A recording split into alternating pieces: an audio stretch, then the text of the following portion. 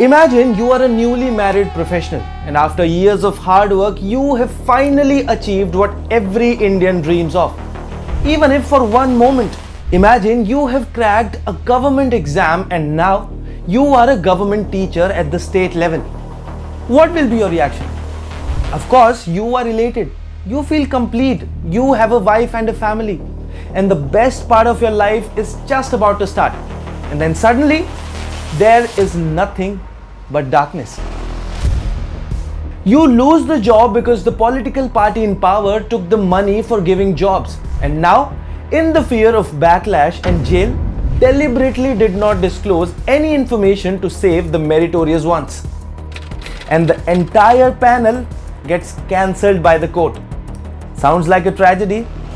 I know, but unfortunately, this is the reality of about 26,000 teachers in Bengal. This is the story of a scam that is shaking the state's conscience to the core. This is the story of the SSC scam in Bengal.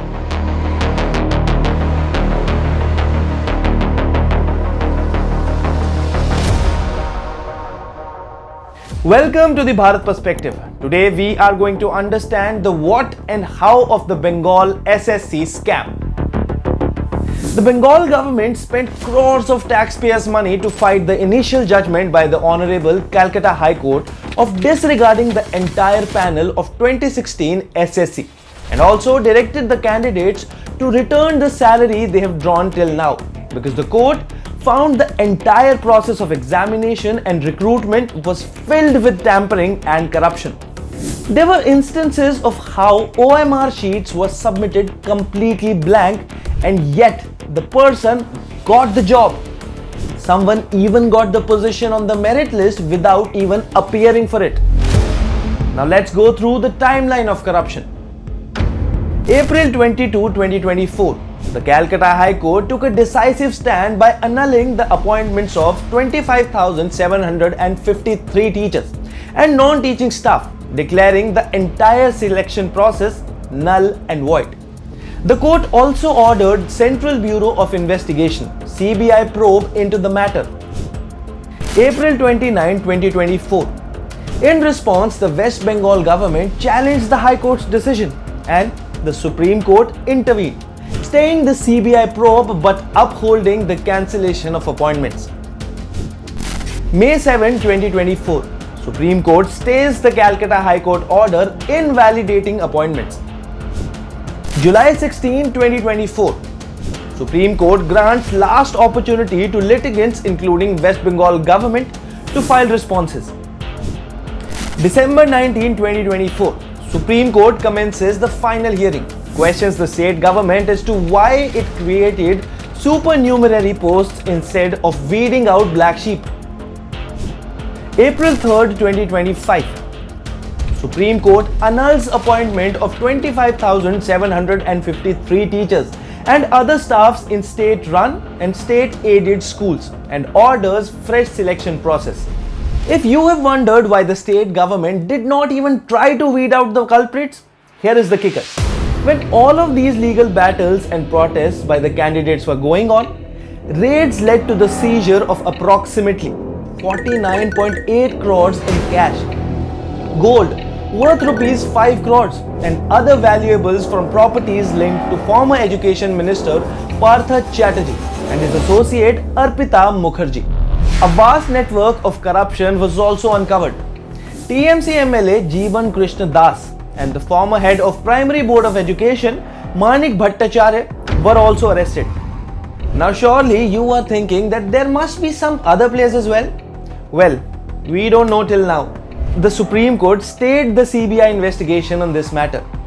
Two very expensive and experienced lawyers, Kapil Sibbal, Abhishek Manu Singhvi, reached the Supreme Court to get a stay the very next day. What was the reason behind the rush? Why was the state government trying so hard to not initiate a CBI inquiry into the biggest recruitment scam ever witnessed in Bengal? When asked about the OMR sheet, the government replied with an answer which sounds like a conspiracy in itself. The state stated that according to their new policy, all OMR sheets are destroyed within 1 to 2 years, which means 2016 OMR sheets were destroyed within 1 year. Now, why do you need to destroy the OMR sheets? Nobody knows. Even the mirror copies which were found later, the state government could not say with certainty that those scanned copies were also not tampered with.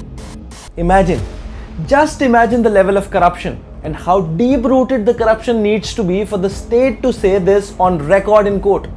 The Supreme Court said, "We have gone through the facts. Regarding findings of the case, entire selection process is vitiated by manipulation and fraud, and credibility and legitimacy is denuded. No reason to interfere. Tainted candidates must be terminated, and appointments were resultant of cheating and thus fraud," the court said. Like the initial High Court verdict, the Supreme Court also directed the government to start a fresh application process within 3 months. As you've probably guessed by now, Mamata Banerjee is yet to comment on whether a new process of recruitment will be done or not. The expectation of common decency is already very low from the TMC Supremo. But the level of shamelessness and complete unwillingness of taking responsibility that she has shown after the verdict is a new nadir for her. Now let's break down her lies. This is a BJP conspiracy to break down the school systems in Bengal. Really? She is clearly seeing the devastation these 26,000 applicants are going through because of her minister taking money, her MLA taking money, and her government officer taking money. And the state government spent crores of rupees in lawyering fees to stay in the CBI investigation. And all this while, she was the head of the government. And who did this? BJP. Does she really take Bengalis to be dumb and idiotic people? You know, honestly, it is even insulting to hear her speak nowadays. Second, Abhijit Ganguly did this. Yes.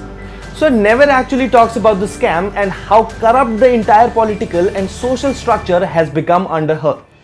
She is mad because the sitting judge stood his ground and gave a verdict according to the law and the evidence presented to him in the court. Now you tell me, is she suggesting that the cheaters should have been let go and meet the headmasters of the school?